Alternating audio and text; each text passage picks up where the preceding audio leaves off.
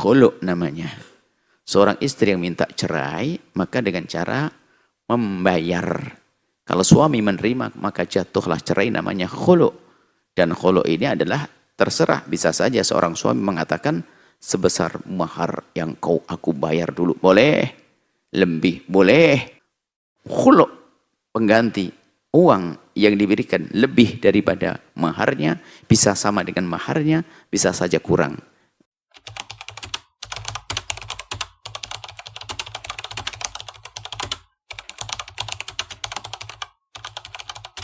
Assalamualaikum warahmatullahi wabarakatuh. Suami saya menceraikan saya, namun dia meminta maharnya juga dikembalikan. Apa hukum meminta maharnya kembali, Buya? Apakah dalam Islam memang aturannya seperti itu? Mohon arahannya. Terima kasih. Wassalamualaikum warahmatullahi wabarakatuh. Meminta kembali mahar orang pelit. Malukan dia. Laki-laki macam apa? Kan begitu. Mencerai minta mahar. Pertama bicara perceraian. Awas wahai kaum pria, jangan gampang mencerai istri. Haram dosa mencerai istri tanpa alasan yang jelas. Ada memang sebagian istri yang harus dicerai tentunya dengan beberapa hal. Pelanggaran yang bertentangan dengan syariat yang tidak bisa dibenahi, yang akan merusak masa depan keluarga, bisa saja seorang istri cerai. Tapi mencerai istri tanpa sebab ini adalah dosa. Seperti halnya seorang istri minta cerai tanpa sebab yang diperkenankan juga termasuk dosa. Bukan dosa kecil, dosa besar. Baik, kemudian setelah terjadi pernikahan ada rambu-rambu. Pernikahan dalam Islam itu adalah tasrih bi ihsan. Harus baik-baik, nggak boleh ada broken. Broken itu adalah pasti tidak menyeluncupi tauladani dalam Islam. Kalau seandainya suami istri cekcok, tidak bisa akur, kemudian berpisah, setelah berpisah selesai, tidak boleh meninggalkan dendam. Apalagi di sana ada anak. Jangan anaknya jadikan kubu-kubuan. Anak ngikut ayah atau merangi ibu. Anak ikut ibu merangi ayah, nggak boleh. Maka kami ingatkan dalam perceraian pun ternyata harus hasilnya adalah anak tetap baik. Sehingga sebetulnya dalam Islam tidak boleh ada broken. Hancur rumah tangga, hancur anak gara-gara orang tua berpisah, nggak. Karena seorang ibu yang baik, biarpun mantan suaminya seperti apapun jahatnya, dia tidak akan berani menanamkan kebencian di hati sang anak kepada ayahnya.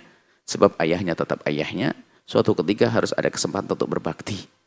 Nah, karena apa? Justru kalau seorang ibu mengajari anaknya bermusuhan dengan ayahnya, maka dia adalah ibu yang merusak anaknya. Karena bermusuhan dengan ayah adalah kedurhakaan. Atau sebaliknya seorang ayah yang terlalu dendam, marah dengan istrinya karena pengkhianatan, karena ini, karena itu, kadang diombar, dibongkar aib ibunya di depan anaknya. Tujuannya adalah agar anak benci kepada ibunya. Maka dia ayah gagal. Ayah yang telah menanamkan kebencian di hati sang anak, ayah yang telah merusak anaknya. Tapi yang ada imsak ma'ruf. Dalam rumah tangga harus dijaga baik-baik. Tapi kalau tasrih harus dilepas biasan dengan cara yang terbaik. Selesai. Kalau memang ada pelanggaran, pengkhianatan, sudah selesai. Biarkan. Nggak usah kita bahas, sudah bercerai. Kenapa kita bawa-bawa dalam kehidupan baru kita? Seperti itu. Kemudian, suami yang mencerai, ada tata krama adabnya. Kapan waktunya? Di samping itu lihat. Bukan mengembalikan mahar, kasih malahan. Menyerai minta, ngasih namanya mut'ah. Mut'ah itu adalah kegembiraan, kesenangan yang diberikan kepada istri yang dicerai. Dan itu bermacam, harus hanya kasih kadarnya. Sebagian madhab mengatakan sampai dia mandiri. Untuk bisa menikah lagi. Maksudnya gambarnya sederhana, ceraikan istrimu, setelah itu adalah biayai kalau bisa sampai bisa menikah. Wah, ada begitu. Nggak boleh dengan kezaliman. Biarpun kadang, ya dalam madhab kita adalah yang penting satu hal yang menghibur dia. Apakah mungkin hadiah uang dan sebagainya. Mahar diminta. Pelit, pantesan rumah tangganya agak tentrem dia. Mahar diminta. Ini kan repot orang-orang kayak begitu tuh. Bukan diminta. Anda sebagai suami yang mencerai memberi namanya mut'ah. Mut'ah itu bukan meminta mahar. Mut'ah itu kita memberi malahan. Sebagai tanda penghibur kekecewaan, penghibur kesedihan. Atau agar pemberian suami tersebut dijadikan mungkin modal untuk menjalin kehidupan yang menjalani hidup yang baru lagi yang lebih bagus. Seperti itu. Minta mahar ya. Tidak. Ada mut'ah, bahkan Anda harus membayar. Anda harus membayar. Kecuali nanti khulu namanya. Seorang istri yang minta cerai, maka dengan cara membayar. Kalau suami menerima, maka jatuhlah cerai namanya khulu.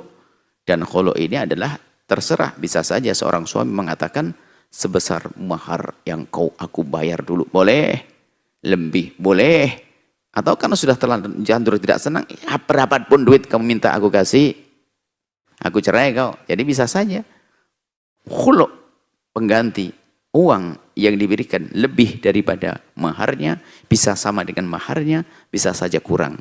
Ini khulu. Jadi yang kebayang seorang suami minta itu khulu, karena khulu itu yang mencerai kemauan sang istri. Karena kemauan sang istri, maka istri membayar dong, karena dulu sudah dikasih nafkah, dikasih mahar, enak-enak minta. Masa suami dirugikan 2 kali, bayar mahar, suruh ngasih pesangon lagi, kan tidak enak. Maka, dan tidak pakai mut'ah lagi setelah itu, karena yang minta cerai adalah sang istri. Tapi kalau yang mencerai adalah suami, maka suami yang memberikan mut'ah atau satu kabar kegembiraan yang bisa menghibur hatinya dari pemberian nilai uang, terserah berapa, itu saja. Semoga Allah menjaga rumah tangga kita. Jangan ada yang gamba, jangan sampai mudah di antara kita masuk wilayah cerai, dan cerai ini adalah terakhir solusi. Di saat gak ketemu ini itu, maka solusinya adalah dicerai pisah. Untuk apa? Untuk menemukan kebaikan di tempat yang lain dan dengan orang yang berbeda. Sehingga nanti pada akhirnya sama-sama bahagia dengan yang lain.